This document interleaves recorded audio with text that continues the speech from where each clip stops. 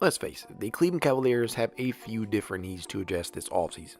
They need to find their next head coach, they need to add a bigger wing or two, and perhaps most glaring of all is their lack of a true third big. They need a reliable option off the bench to help fill the void that has been open frankly since Kevin Love left town. In my last breakdown, I discussed how G League Ignite prospect Tyler Smith could be an option, but another comes in the form of University of Dayton big man Donovan Holmes. Please excuse my French, but Holmes would damn near be the perfect fit in this role due to his versatility on both ends of the floor. Offensively speaking, Donovan Holmes has so much to like as he looks the part of the modern day big man. The versatile nature of his game would make him an easy plug and play addition into any lineup. He can and will perform the basic duties or tasks of a big man, in particular the pick and roll, where his effectiveness is apparent from the jump as he is a terrific finisher who tends to set devastating screens before timely rolls to the rim. And let me make this abundantly clear, he doesn't simply just perform these duties, he embraces his role as a screener, as a cutter, and as a rim runner. He appears to love it, folks. Elvis, nice pass, Holmes with the two! Luke is confident in his skill set. Holmes! He has the soft hands necessary to haul in tough passes and high-level athleticism, which allows him to throw down thunderous dunks over his opponents. Per synergy, Holmes shot 67.3% on 226 attempts at the rim. As you know, over the course of the last few seasons, the Cavs' bread and butter has been the pick and roll. Therefore, Holmes' ability to finish off lob attempts, cut to the basket, execute DHOs, and dunk it home with authority at times would be a welcome sight to Cleveland and fit right in. This past season, he had the nation's 7th most dunks, throwing down 71 of 74 attempts. Down in the low post, Holmes has good but not necessarily high level footwork, and by virtue of that, he is a very capable post present. He got 6 post touches per game, which he used significantly and efficiently. He shot 47.8% on his post ups and ranked within the 82nd percentile on them this season. He can use a mixture of drop steps, spin moves, and pivots combined with his sheer brute strength to bully past his opponents. The big man can be a very effective low post scorer when he's engaged, decisive, and deliberate with his movements. Holmes has a legitimate back to the basket game that shows off his touch, something that he has had to work on over the years. He may be slightly undersized as a center at the next level, but he is indeed good enough to beat mismatches. Don't be fooled into putting smaller defenders on him. He could absolutely punish a switching defense by sealing off smaller defenders under the rim and going to work. I don't necessarily expect him to be asked to be a post-up threat at the NBA level, but it's a nice tool to have in the proverbial shed nevertheless. For as productive as he can be in the pick and roll and posting up, the real draw here is his ability as a shooter. Donovan Holmes has seemingly morphed into a terrific shooter in year 3. After taking a combined 26 total triples through his freshman and sophomore seasons and knocking down just 7 or rather 27%, he would really turn up the heat from range and toss up 83 total attempts over the duration of his junior season with the Flyers, gaining a career best 38.6% in the process. The big man appears a lot more comfortable in setting his feet at a quicker pace, and as a result, his release appeared smooth and the arc he put on his shots rendered him less susceptible to being blocked. At Dayton, he was constantly in motion in this regard, often being used in pick and pop sets where he would pick opposing defenses apart with a 3-ball. To travel, 6-point advantage for the Lancers at the end of the first half. Good! Ready, because you don't want to just make it as Holmes can. You want to be ready and last. Back into Northwestern's hands. Dayton's turned it over back-to-back trips. It was quite common to see him set a well-timed screen and then pop back out onto the perimeter. He is already a big threat as a catch and shoot specialist on the perimeter, putting up 1.18 points per possession off the catch and shoot, and as such, opposing defenders will have no choice but to keep an eye on him when he spots up to shoot, which is a great asset to have in the front court. He is more of an off-ball shooter at this point in time, which is perfectly fine considering he will likely be stepping into an off-ball role wherever he lands, and as mentioned before, Dayton liked to use him in pick and pop sets quite often, and that opened the floor for the ball handlers. The Cavaliers would kill to have that skill set in one of their current big men. In addition to all of this, Holmes knows how to use his gravity to his advantage when driving towards the rim from beyond the 3-point line. He can reliably put the ball on the floor and attack closeouts, and in doing so, he has displayed a solid level of handle for his size. Cheeks. Holmes, he'll take a 3 every once in a while. He already has 1 today, but then he'll go to the basket. Holmes, spin move in the lane. How about that with the left? Gets the in front of his bench. Switching. Holmes. Pick and pop action. Off the up fake, Bailey, and a play soft, and he This handle is also seen when pulling down a rebound after a defensive stop and bringing the ball up the floor while attack off the dribble at times. Elsewhere, Holmes is already a terrific rebounder who should only get better at the next level, assuming he continues to hone his skills as a box-out artist. He would finish top 20 in conference in each of his 3 seasons with the Flyers and would cap off his college career with a personal best 8.5 boards per game, which led the Atlantic 10 conference. He's solid on both ends in this regard and now has a total rebound percentage of 15.9, which happens to be 3rd in the conference. The Flyer product is also a pretty solid playmaker. He is quite effective in pick and pop sets in this regard, as he would set screens, pop out, and then drive towards the cup with the intent to move the ball, utilizing the gravity he generates on rim pressers to his advantage. He can also do damage after receiving the ball within the post, where he can reroute it after reading the defense and finding the open man on the perimeter. We got the mismatch there inside. Holmes guarded by Medley, passes out of it for Brea for 3. Brea, run out, Holmes gathers himself, needs some help underneath the basket. Elvis, another 3. Another area we can hurt defenses is out of the short roll, where he would find both shooters and cutters. He would finish his junior season with 2.6 assists per game. Each and every one of these offensive skills has made him into one of basketball's most efficient players. He now has the highest career offensive rating in A10 history, and his PER is 4th in the country behind Zach Edey, Donovan Clingan, and Johnny Broome. Defensively, Holmes has a lot to offer, as his versatility on that end could make him a near seamless fit for any defensive scheme. His measurables paint him as sort of a tweener, as he stands at 6'8" 3/4", without shoes and weighing in at 236.2 pounds per the NBA Draft Combine results. But honestly, who the hell cares about the height measurement without shoes? I don't.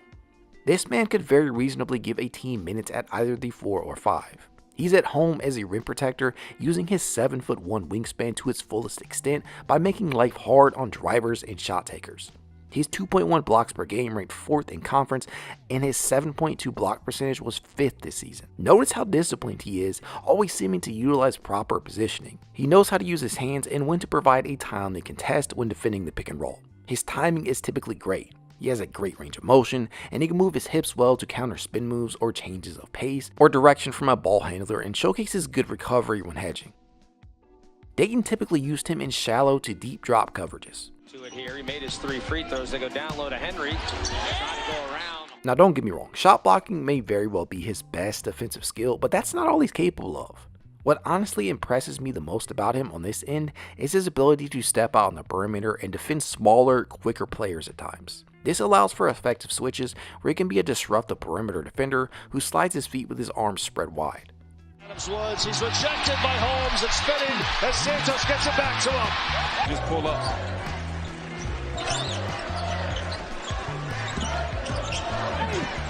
And lost the ball. 5 seconds left in the half. Donovan Holmes is a prospect with a lot of potential, but that doesn't necessarily mean he is without weaknesses. After all, there is no such thing as a perfect prospect. Let's start with a pretty straightforward question, shall we? Can he sustain the level of shooting that he managed during his junior season? As mentioned before, the UD product completed a career best 38.6% from 3-point range this season. I feel it necessary to add a bit of context here though, as that 38.6% came on just 2.5 attempts per game.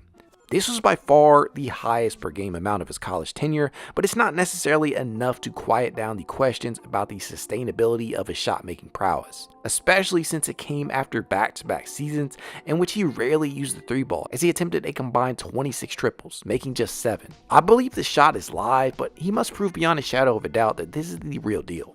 Also, while Holmes has phenomenal touch right at the rim and a good shooting stroke from 3-point distance, he lacks an in-between game which would change up the pace. He took just 22 mid-range jumpers and completed just 40.9% per Synergy Sports. Most of these came with the shot clock winding down, so there really isn't a large sample size to dissect. That said, he has shown brief flashes of post fadeaways potentially being a part of his offensive bag. He likely won't get the opportunity too often at the next level to isolate in this way, but it's certainly a skill that could help.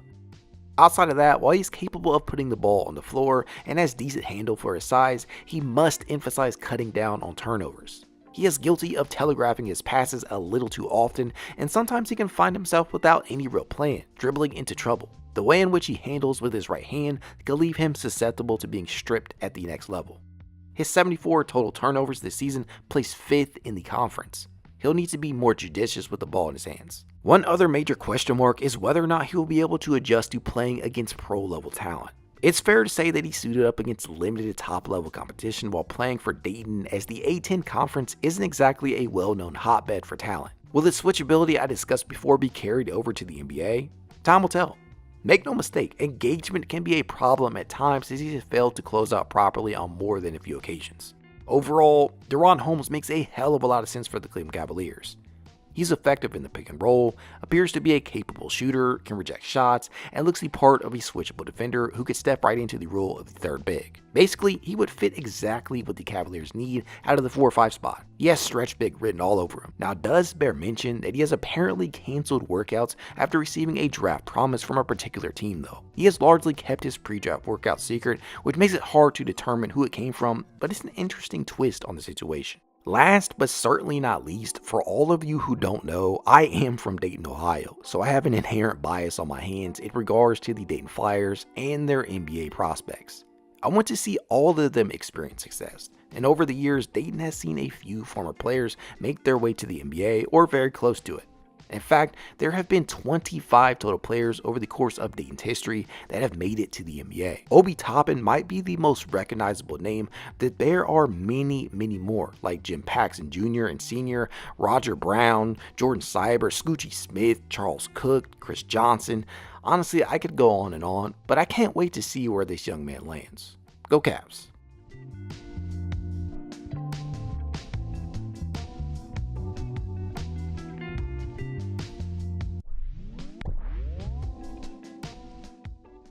The Cleveland Cavaliers have a few areas of need to address this offseason. One of those needs is undoubtedly that of a big wing, one that can not only space the floor, but also defend at a high level as well. You know it, I know it, hell, everybody knows it.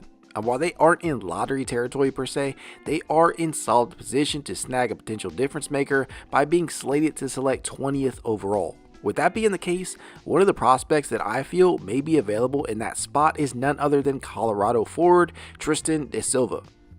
Offensively speaking, Da Silva may be exactly what the doctor ordered for the Cavaliers due to his positional and offensive versatility. First off, he is more than a reliable source of floor spacing, having drilled 38.6% of his triples at the college level, including a career best 39.5% from beyond the arc during the 2023-24 season on good volume at 4.8 attempts per game.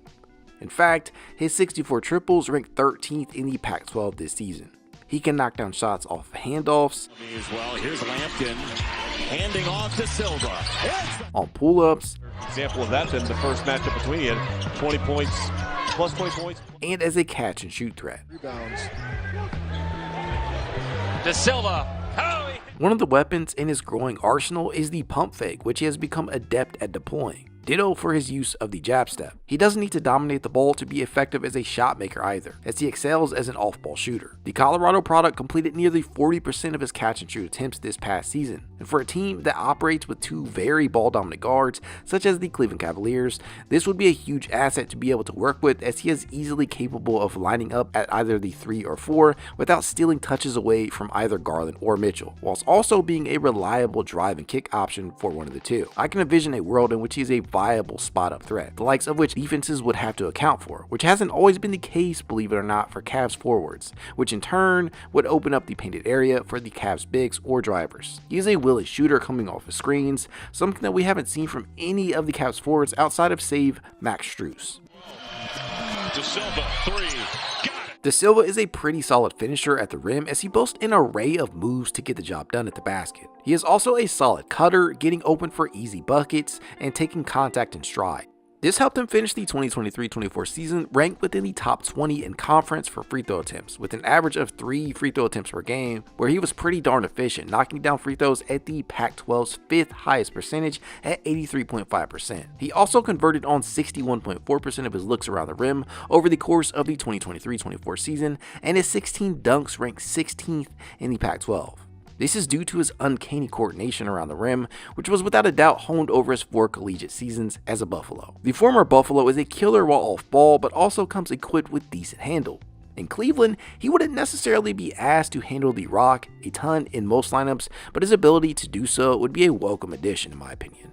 He isn't necessarily a huge threat out in the open court, but he can indeed lead the fast break and can advance the ball in a meaningful and impactful way.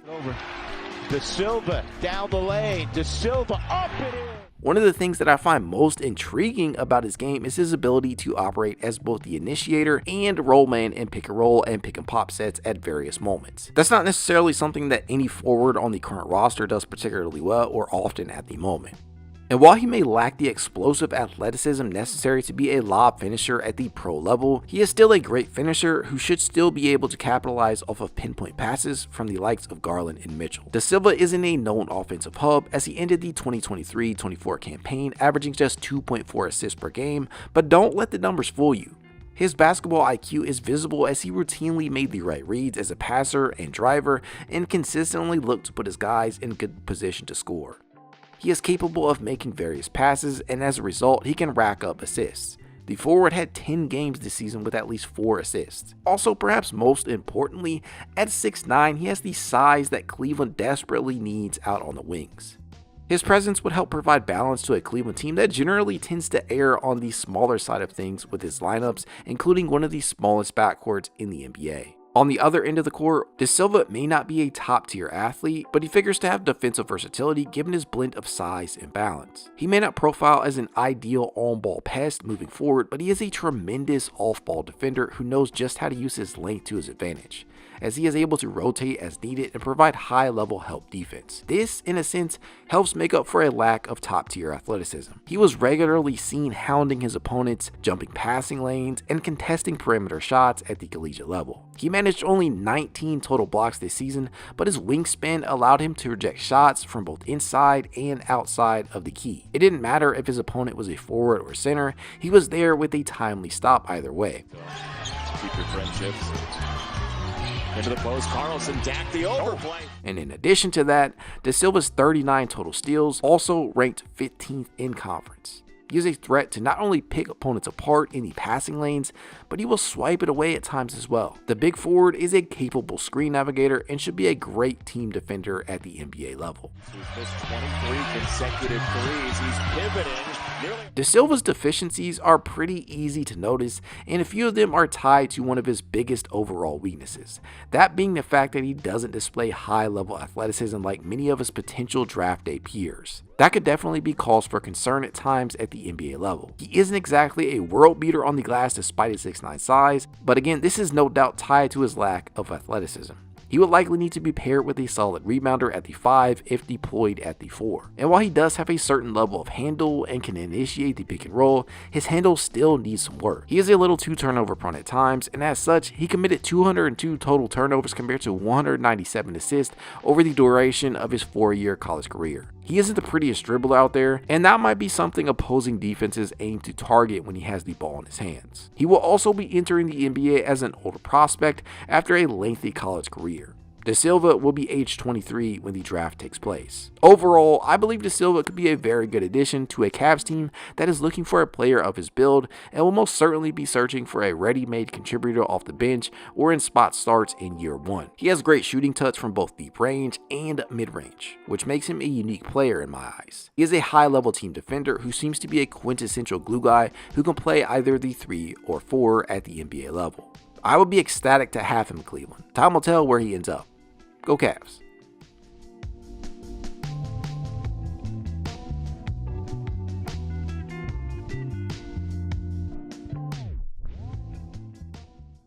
No matter what direction the Cleveland Cavaliers intend on going in this offseason with members of their current core, one area that they need to address is floor spacing out of the front court, preferably a 4 or 5 who can shoot or what most would consider a stretch big. I like to think of these archetypes as the modern day big, which is honestly one of the toughest things to acquire in free agency or via trade because they rarely become available due to their high value. And without many enticing assets to move short of parting with a member of the established core, one potential avenue to a cost-controlled one is through the NBA draft. Armed with the 20th overall selection, Cleveland could walk away with a potential difference maker or at the very least a prospect with potential. With that being the case, one of the prospects that I feel may be available in that spot is none other than G League Ignite big man Tyler Smith. Offensively speaking, Smith has a lot to like as he offers a very valuable skill set. He indeed profiles as a versatile big man at the next level. However, with the Ignite, he often benefited from a very defined role that didn't require him to step outside of his comfort zone all that often. He is as solid as they come down in the post, using every bit of his 6'11 frame to his advantage. He isn't the most physical presence yet, but he has the height and touch necessary to overcome that as long as he's assertive enough. He can and will use his size to punish both switches and mismatches, and to this point, it wasn't uncommon to see him backing down his defenders and finish with his go-to move, a righty hook shot over the top. Nearly impossible to stop at his size. More advanced than that. But for so many players to be watched at the same time. He has a lot of very cool experiences. He's played everywhere in the world. He has the ability to play with his back to the basket, although he can struggle with exorbitant contact. And as long as he continues to add some bulk to his frame, he should morph into a viable low-post scorer at the next level. The Ignite big man is also fully capable of facing up and shooting over the top of the opposition, something that can help make up for or perhaps even offset any physical challenges he would face while trying to add weight. It's honestly something Cavs fans have been calling for resident big man Evan Mobley to do for a few seasons now. This is a highly encouraging aspect to his game because it shows that he knows how to leverage his size with his ability to shoot the ball. He doesn't need more than a dribble or two if any to get into his shot, and upon being switched upon, he can just turn and shoot over the top. Smith was given a ton of reps within the pick and roll, which we know is the Cavs' bread and butter. This has turned him into a capable rim roller who can finish off lob attempts, cut to the basket, execute DHOs, and dunk it home with authority at times. How did that happen? His impact defensively, especially, so notable. Oh, what a take and what a... Being in the way of them scoring. Holland gets downhill. Oh, baby! Measured at 6'9" without shoes, with a 7'1" wingspan, he has the height and length to be a real catch and finish threat at the rim. I'm going to give you that one. I'm going to wear that one right there myself. Here's Smith on the lob. These are all excellent tools to have in the proverbial shed, but to me, the real draw is his ability as a shooter. Tyler Smith is a smooth lefty shot maker with a fast and repeatable form and release. He is very deliberate with his movement and has good footwork. This can be seen in the way in which he sets his feet. Smith will launch from three. He is already a big threat as a catch and shoot specialist on the perimeter, and as such, he has legitimate gravity as a floor spacer. Opposing defenders will have no choice but to keep an eye on him when he spots up to shoot, which is a great asset to have within the front court. Although he is comfortable spotting up from the corners, the bulk of his work came from above the break. 84 of his 107 total attempts came from this area this season, where he knocked down 31, good for 36.9%. Smith has also shown real pick and pop potential, and working alongside NBA caliber guards could really bring this out in full force at the next level. This is something the Cavaliers have been missing ever since Kevin Love left town. He is coming off of a season in which he shot 36.4% from 3-point distance on roughly 4 attempts per game. He is more of an off-ball shooter at this point in time, which is perfectly fine considering he will be stepping into an off-ball role wherever he lands.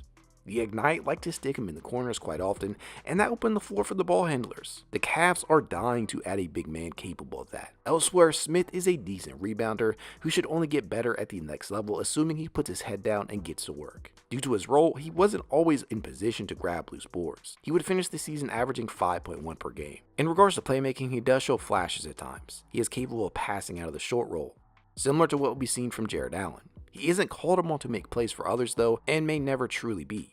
He is more effective as a connective piece of tissue rather than a primary creator, and finished the season averaging just 1.2 assists per game. He also turned the ball over just 1.2 times per contest. Honestly, it's kinda tough to grade his vision.